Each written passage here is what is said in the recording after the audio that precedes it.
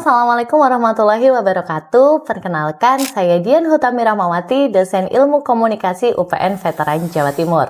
Selamat datang di mata kuliah Komunikasi Antar Pribadi.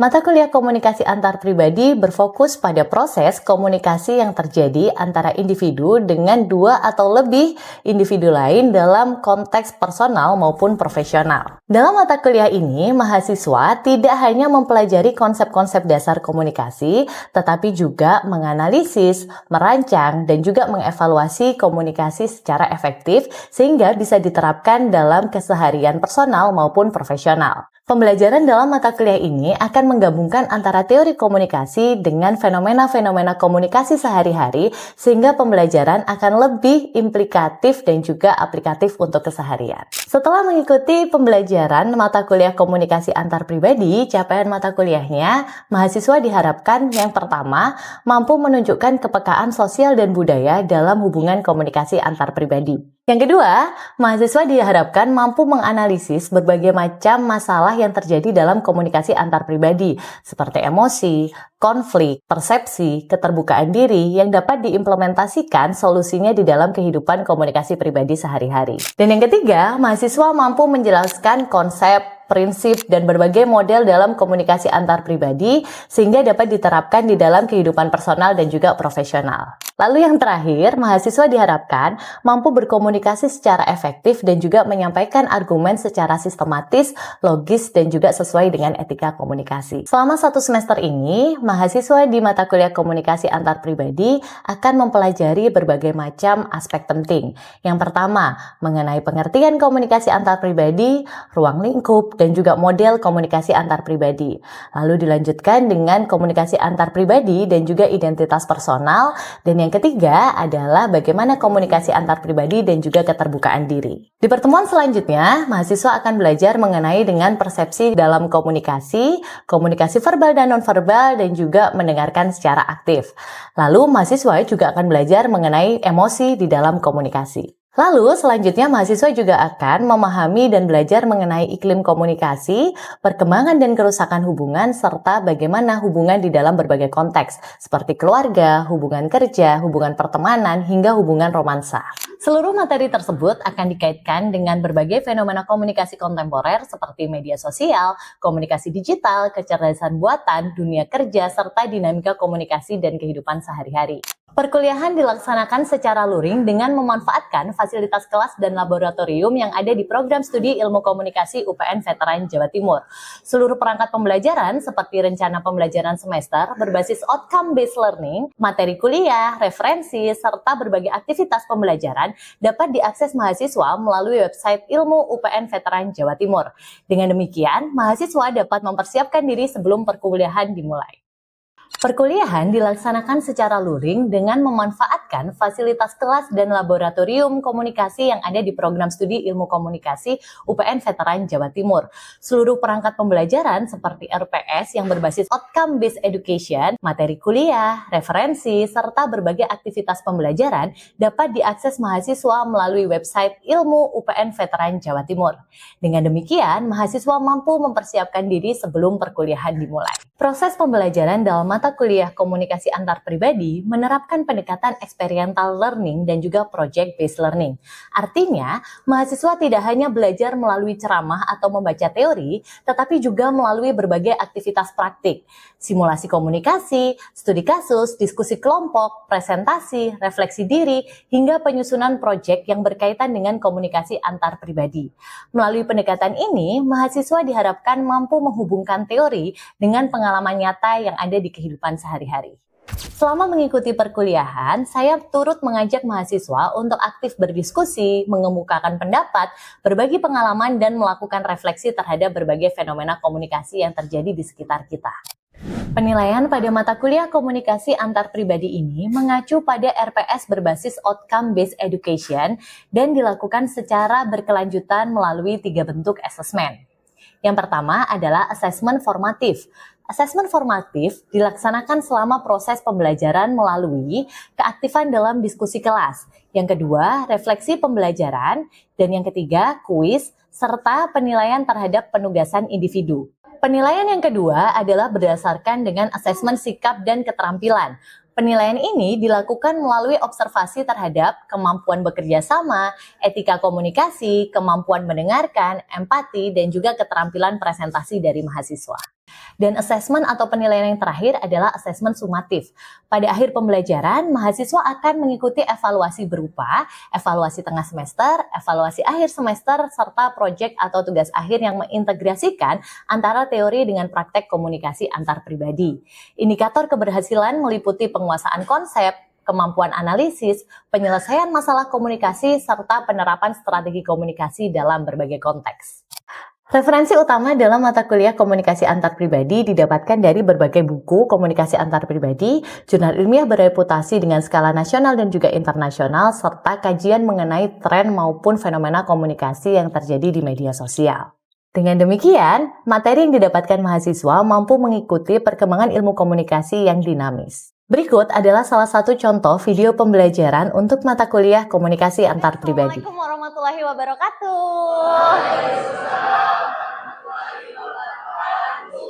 Selamat pagi semuanya. Apa kabarnya hari ini? Coba saya mau tahu dulu, angkat tangan yang hari ini merasa seneng banget. Biasa ya, Gen Z ya, Gen Z. Nggak boleh terlalu, kita itu takut. Kadang-kadang kalau kita itu terlalu takut, kalau habis ini Senin jadinya sedih banget gitu ya. Iya nggak tuh? Itu kebanyakan overthinking ya. Kalau yang hari ini sedih, oh sedih, oke. Kalau dilihat-lihat sih Shopee Pay Later-nya belum dibayar ya kan? Kalau oh lapar ya, abis ini kita kasih makanan ya. Kalau yang hari ini semangat, nggak ada juga. Jadi oh semangat ya sip. Jadi apa yang kalian bawa ke kelas ini kalau bukan semangat ya? Baik, langsung aja teman-teman. Hari ini kita akan masuk di mata kuliah komunikasi antar pribadi, teman-teman. Jadi bagaimana kita berkomunikasi antar pribadi dengan orang lain. Nah, submaterinya adalah kita akan belajar terkait dengan emosi. Menurut teman-teman, emosi itu ngaruh nggak sih ke komunikasi antar pribadi? Ngaruh banget. Coba kalian ngajak temenmu itu rasan-rasan. Tahu ya rasan-rasan ya? Bergunjing dan bergibah gitu ya. Terus waktu kamu bilang gini, kon ngerti ta? Ya gak sih? Itu cewek banget, template cewek ya kan? Kon ngerti ta? Terus temenmu nanggepinnya gini, jadi cerita nggak? Males ya kan? Tapi coba kalau misalnya temenmu nanggepinnya gini, kon ngerti ya? Apa gitu ya? Pasti kalian langsung kayak api disiram bensin semakin, iya pas itu loh gitu ya. Nah itu karena emosi itu mempengaruhi kita dalam bagaimana kita berkomunikasi. Sayangnya kata emosi itu seringkali diasosiasikan dengan sesuatu yang negatif. Bener nggak? Kita marah, terus kita ngomong nih sama orang yang bikin marah, punya pacar nggak Mbak? Nah punya kan? Ngomong nih berantem sama pacarnya, terus dia ngomong sama pacarnya, kamu tuh bikin emosi aja, bener nggak?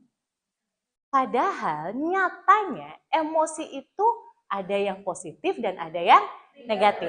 Boleh di next, Pak Latif? Nah, ini saya waktu masih muda ya. Boleh di next lagi? Nah, ini yang akan kita pelajari selama 1,5 semester ke depan, teman-teman. Di pertemuan pertama kita harus tahu dulu dasar emosi itu seperti apa sih? Karena emosi itu menjadi dasar kita dalam membangun hubungan dengan orang lain. Setelah itu kita akan belajar terkait dengan iklim komunikasi, mengelola konflik. Jadi kalian nanti kalau misalnya punya konflik, nggak silent treatment, ya kan? Mengelola konflik, katanya mengelola konflik, kok diem-dieman gitu ya. Mengelola konflik dalam hubungan, persahabatan dalam hubungan kita, hubungan romantis yang berkomitmen, gitu ya. Siapa tahu abis ini lulus langsung buka terop kalian ya. Terus komunikasi dalam keluarga. Boleh di next lagi? Nah, seringkali kita mengasosiasikan diri kita itu dengan sebuah warna. Merah itu semangat, kuning itu ceria gitu ya. Saya sudah siapkan stiker yang ada di tangannya teman-teman semuanya. Ada warna merah, kuning, hijau, dan biru. Saya pengen teman-teman bisa merefleksikan emosi kalian hari ini. Apa sih yang kalian rasakan? Biru untuk ketika kalian sedih, capek, sakit, bosen, mager, itu pakai yang biru.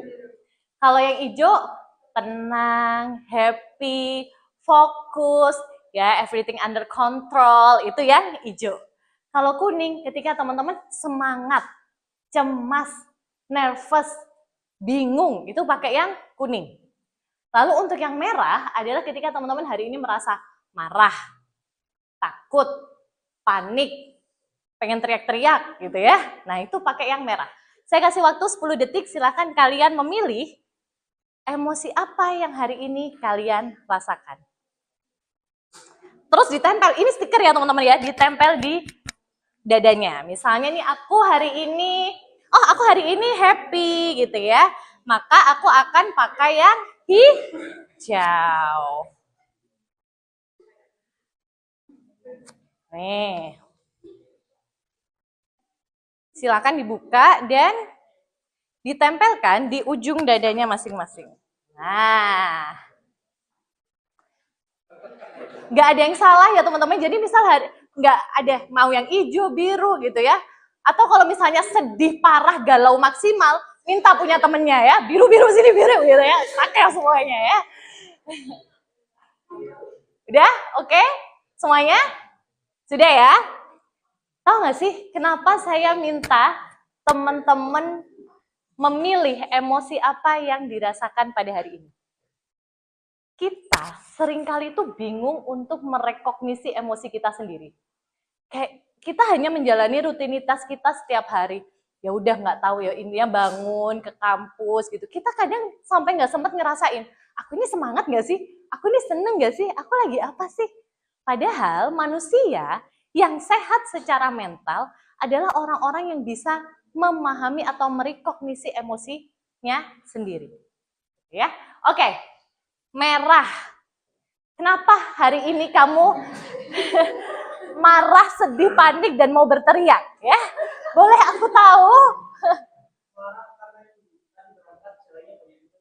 Oh ya, ngeselin sih ya kan, ngeselin. Apalagi ditutupnya karena kondangan orang gitu ya. Benar-benar, nggak apa-apa.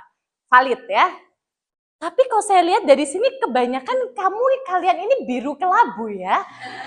Ada apa? Boleh nggak aku tahu kenapa kamu hari ini merasa sedih, capek, bosen? Oke, nggak bisa ikut acara keluarga. Karena kuliah, ya kan? Konsekuensi, nggak apa-apa. Kuning. Apa yang membuat kamu hari ini semangat atau kamu justru nervous, cemas? Oh, banyak deadline. Ya. Jadi kamu hari ini merasa apa? Oh, gado-gado. Seger dong sebenarnya ya. Frustasi mungkin ya. Yang hijau-hijau, apa perasaanmu? Kamu dong, sis. Bagaimana perasaanmu?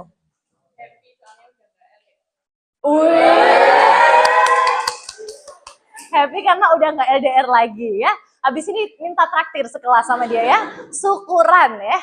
Nah, ini adalah cara paling mudah kita bisa merecognize emosi kita, teman-teman. Orang yang sehat secara mental tuh kita tahu apa sih yang kita rasain. Karena kadang tuh kalian tuh gimana perasaan hari ini? Ya biasa aja, Bu. Biasa itu adalah ciri-ciri orang yang kita nggak tahu apa yang kita mau gitu ya. Oke, boleh di next Pak Latif.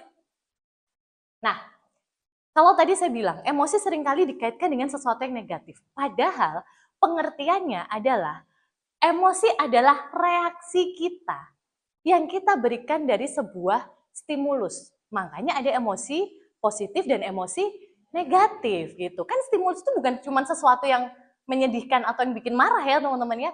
Nah itu adalah jawaban reaksi kita dari sebuah stimulus yang diberikan oleh sesuatu atau seseorang gitu ya.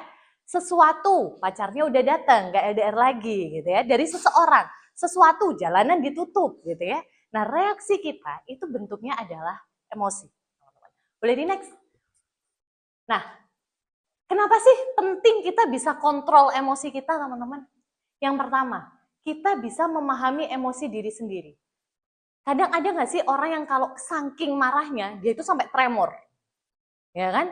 Nah, ketika kita nggak tahu bagaimana tubuh kita bereaksi pada emosi, kita nggak bisa menempatkan diri. Kita nggak bisa kontrol diri kita. Ada orang yang kalau marah, nangis.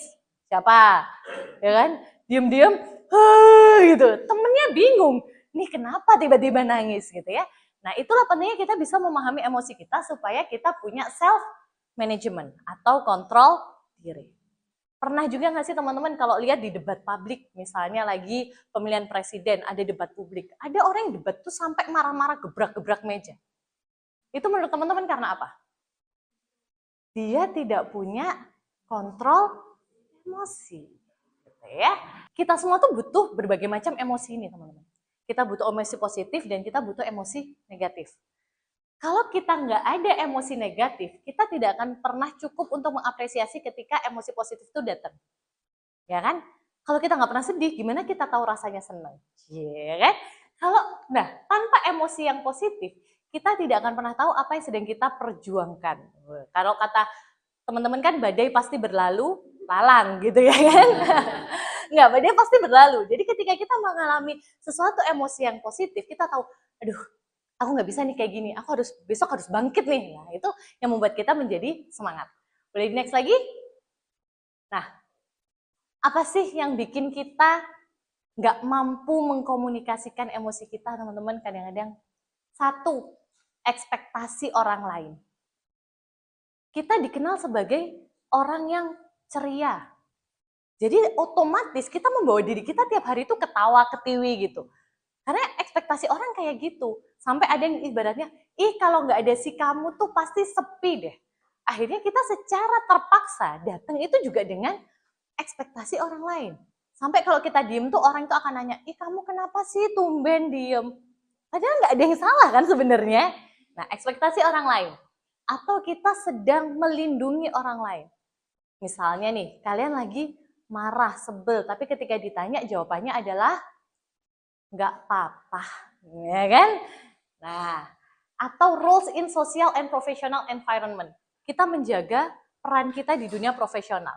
Saya misalnya, tadi malam misalnya, berantem gitu ya, tapi abis itu pagi, mungkin nggak saya di depan kalian nangis-nangis? Saya habis berantem, gitu kan nggak mungkin. Saya tetap harus menjaga peran saya di depan kalian. Nah, ini adalah barriers atau apa sih yang biasanya membuat kita tidak bisa mengkomunikasikan emosi kita dengan efektif. Oke, boleh di next, Pak Latif? Nah, bagaimana caranya mengkomunikasikan emosi kita supaya nggak dar-der-dor gitu ya? Kita harus pertama tahu dulu, identifikasi emosi kita. Yang itu tadi. Ada resep namanya kari, teman-teman. Bukan kari ayam ya. Kari itu adalah kenali, amati, rasakan, dan izinkan. Jadi kita kenali dulu nih. Oh, aku tuh kalau lagi kayak gini tuh berarti aku sedih deh. Aku seneng deh. Aku takut deh. Kita kenali dulu. Terus kita amati. Oh, aku tuh kalau lagi marah, biasanya tanganku bergetar. Aku berkeringat. Kepalaku pusing misalnya. Nah, itu kita amati. Lalu kita rasakan. Oke, gini ya ternyata rasanya marah. Gini ya ternyata rasanya senang. Dan kita izinkan itu terjadi. Jangan pernah menekan emosi, teman-teman. Karena kalau kita tekan emosinya, dia akan meledak di waktu yang tidak tepat. Pernah nggak? Kamu bercandain temanmu. Biasanya nih anak nggak apa-apa. Tapi waktu ketika itu kamu bercandain, dia tiba-tiba marah. Nah, itu bisa jadi ada emosi yang dia tekan sebelumnya. Misalnya dia habis dimarahin ibunya di rumah, berantem sama pacarnya, sampai kampus kamu garai, mbok garai gitu ya. Meledaklah dia ya. Nah, itu karena kita tidak bisa mengontrol dan mengizinkan emosi itu untuk hadir gitu ya. Lalu kita bisa berbicara dengan diri sendiri, self talk, active listening dan memvalidasi emosi orang lain. Dan yang terakhir adalah kita admit our feelings. Boleh di next, Pak Latif? Ini nanti aja, teman-teman, boleh di next lagi. Nah, saya hari ini akan membagikan sebuah daily reflection ke teman-teman.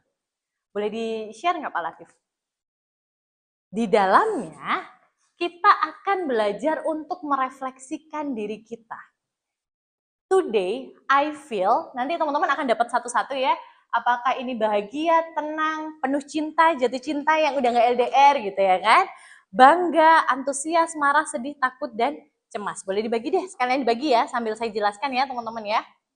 Nah, lalu di bawahnya ada today this good thing happened to me and I appreciate it because ketika ada hal lately, recently, akhir-akhir ini ada hal baik apa sih yang sedang dirasakan oleh teman-teman? Dan apa itu bentuknya? Dan bagaimana teman-teman, kenapa sih teman-teman mensyukuri itu? Nah, itu ada di bawahnya.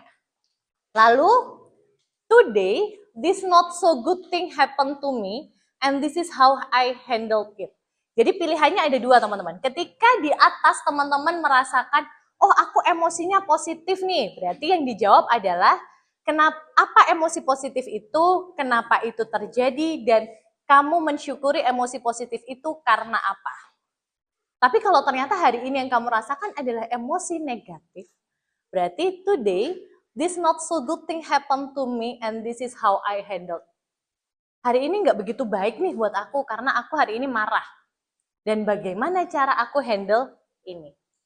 Itu jadi pilihan ya teman-teman ya. Di bawahnya lagi ada pertanyaan, today, how my body react to this kind of emotion.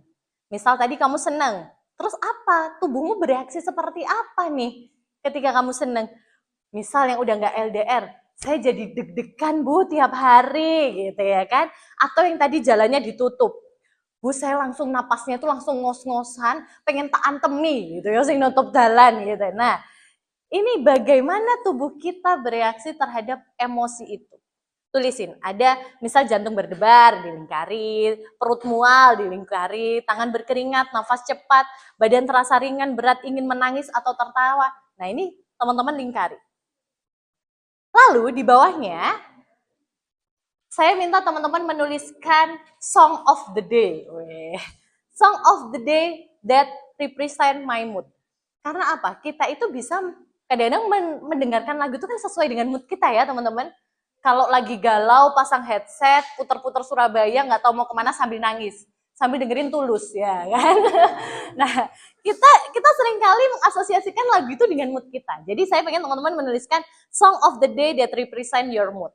Hari ini mood apa sih? Yang marah gitu ya, kayaknya kalau yang marah tuh lagunya langsung grau-grau gitu ya, saya nggak ono lirike gitu ya. Lalu, yang terakhir, saya pengen teman-teman bisa rate 1 to 10 gitu ya, skala emosi teman-teman. Misal tadi teman-teman bahagia. Seberapa kerasa sih bahagianya tuh? Apa? Ya seneng aja Bu gitu. Ya udah, senengnya 2 gitu ya. Atau saya tadi malam jemput pacar saya Bu, udah nggak LDR, senengnya kalau bisa saya tulis 100 dah Bu gitu ya. Nah, ini adalah skala emosi untuk merate seberapa kuat sih emosinya gitu ya. Silakan teman-teman isi setelah ini. Nah, sambil kita isi ini nanti teman-teman silakan kumpulkan, gak usah pakai nama, anonim aja gitu ya. Saya pengen, fungsinya apa sih teman-teman? Kalian bisa merefleksikan emosi kalian hari ini. Gitu ya teman-teman ya, silakan dikerjakan. Tenang dong kalau yang marah-marah ya. Ini lama-lama saya nih yang dimarahin ya. Baik, terima kasih teman-teman atas kehadirannya pada pagi hari ini. Kita ketemu lagi minggu depan. Semoga setelah ini teman-teman punya kiat-kiat bagaimana sih caranya mengakomodir gitu ya, merefleksikan emosi dengan baik. Teman-teman bisa merasakan emosi itu dengan sehat. Nggak ada lagi yang namanya silent treatment. Bisa mengelola konflik dengan baik dan bisa memaintain, membangun hubungan dengan orang lain dengan lebih baik. Terima kasih semuanya, saya tutup. Assalamualaikum warahmatullahi wabarakatuh. Semoga sehat selalu. Sekian adalah video proses pembelajaran dalam mata kuliah Komunikasi Antar Pribadi Program Studi Ilmu Komunikasi UPN Veteran Jawa Timur. Video ini digunakan sebagai salah satu syarat pernyataan diri dosen dalam unjuk kerja Tridharma Perguruan Tinggi atau PDD UKT-PT sebagai syarat sertifikasi dosen gelombang 1 tahun 2026. Terima kasih. Wassalamualaikum warahmatullahi wabarakatuh.